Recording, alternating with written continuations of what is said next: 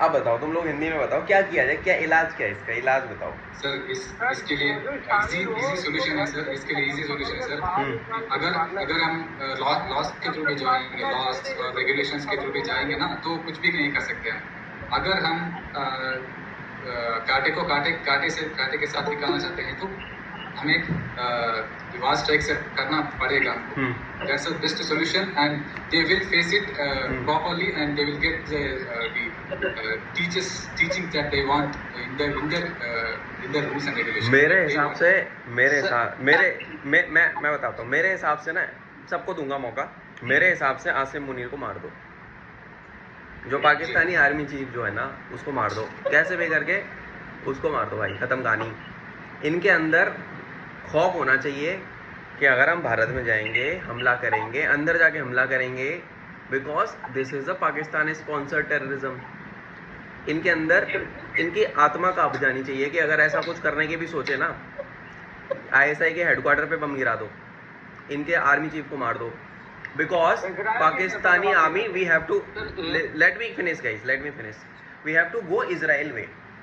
अब वो नहीं है कि डिप्लोमेटिक हम बात करेंगे, हम UN, अबे UN को ना, UN की औकात ही नहीं है भाई कुछ।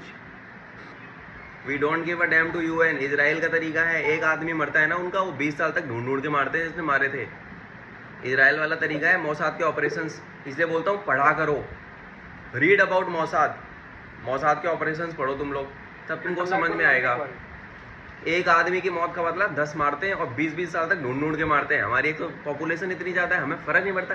क्या हो गया, 28 ही तो मरे हैं, कल को 2800 मर जाएंगे, तब भी कुछ नहीं होगा। गवर्नमेंट करेगी जो करना है, ठीक है, but it has to be in such a manner कि यार इनकी ना आत्मा काँप जानी चाहिए, इनकी रूह काँप जाए कि भाई साहब अगर हमने कुछ ऐसा करने का सोचा तो इस बार तो मतलब हलक में डाल के ना हाथ एकदम जान बाहर निकाल लेंगे, दिल बाहर चीर के निकाल डालेंगे। इनका ये हाल होना चाहिए। सॉफ्ट कोर से कुछ होगा नहीं, सॉफ्ट कोर करके देख लिया बहुत बार। जैसे पिछली बार बालाकोट वाला, हमने जब हमारा पुलवामा हुआ था तो हमने बालाकोट में सर्जिकल स्ट्राइक करी थी, दैट वाज ऑपरेशन बंदर। इस बार वहाँ पे हमारे फौजी मरे थे, और हमारे फौजी तो मरते ही रहते हैं, मतलब रोज का हो गया है ना। फौजी ने तो जिम्मेदारी ले रखी है, हम तो केवल सोशल मीडिया पे बात करेंगे, फौजियों ने ही तो जिम्मेदारी ली है कि हम जाएंगे देश बचाएंगे, बाकी लोग तो बस 1-2 दिन स्टेटस लगाएंगे, भूल जाएंगे। कितने सारे सोल्जर शहीद होते हैं, हर दिन तुम्हें न्यूज़ आती है, कोई जवान, कोई GCO, कोई अफसर मारा गया, गॉट मार्टियर्ड, फाइटिंग टेररिस्ट। तो this is a war actually, but it is a proxy war, full fledged war नहीं है, पर लड़ाई तो रोज ही हो रही है ना भाई। इतनी ज़्यादा फौज लगा रखी है, एक स्टेट में इतनी ज़्यादा फौज क्यों लगा रखी है? क्योंकि ये लोग नहीं सुधर रहे हैं। इनको कुछ ऐसा इलाज चाहिए जिससे, जो मैंने अभी बोला, इनकी आत्मा कांप जाए, वही है सोल्यूशन। और बाकी तुम लोग बताओ। सर एक्चुअली सॉल्यूशन जो होगा इसका, when the Pakistani army general spoke, it was not a professional kind of talking what a military chief talks. It was like completely telling the world they are completely different from India. And even if you see the mode of Indian army, sir, I got your point, Nitish. We are a moral army. We will not go into that line. Getting my point? पर तुम उनके medal लगे होते हैं, उनके chief के, उनके अफसरों के यहाँ मेडल लगे होते हैं। हम उनसे आप पूछो किस बात के मेडल लगाए हो जी? आप तो कोई जंग भी नहीं जीते। कारगिल में तुम हार गए, 65 में तुम हार गए, 71 में तुम हार गए, ठीक है। कारगिल में तुमको भूत बना दिया हमने, ऑपरेशन मेघदूत में तुमको पेल दिया गया। तुम मेडल किस बात के लगाते हो यहाँ पे? ये क्यों नकली मेडल लगाए हुए हैं तुमने? तुम तो कायरों की फौज हो।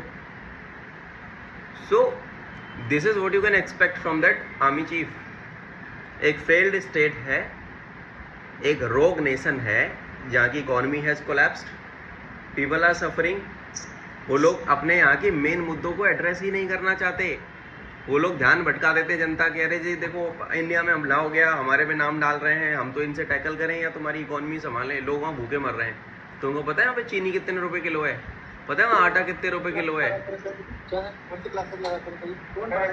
भाई? वहाँ पे बहुत महंगा है सामान, मतलब आम लोगों के लिए खाना, दाल चावल रोटी और ये राशन बहुत महंगा है।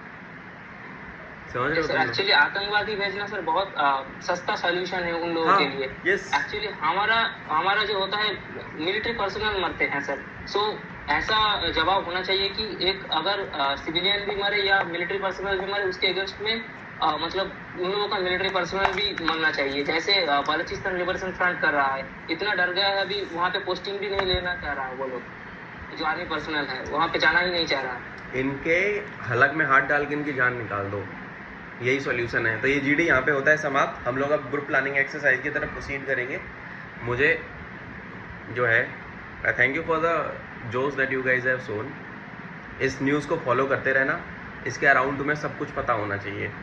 कल को तुम में से ही कोई बच्चा ऑफिसर बनेगा, कोई क्या बनेगा, बनोगे, हर बारी बनते हैं ठीक है, अंदर जाओगे और तुम लोग उस काम में लगे होगे जिस काम की हम बात कर रहे हैं, ठीक है। सो मेहनत इतनी अच्छे से करनी है आप लोगों को, जो भी बच्चे बैचेस में हैं, सेशंस में आते हैं, टाइम निकाल के इतना मेहनत करो, इतना काबिल बनो कि अगले एसएसबी में तुम्हारा चेस्ट नंबर बोला जा रहा हो कि हाँ you have made it. Getting my point? Any doubts? हाँ Akhil, tell me. Sir, as you said before about an Navy officer that person who has visited for the Kashmir, so will you please brief about him? What was he and how he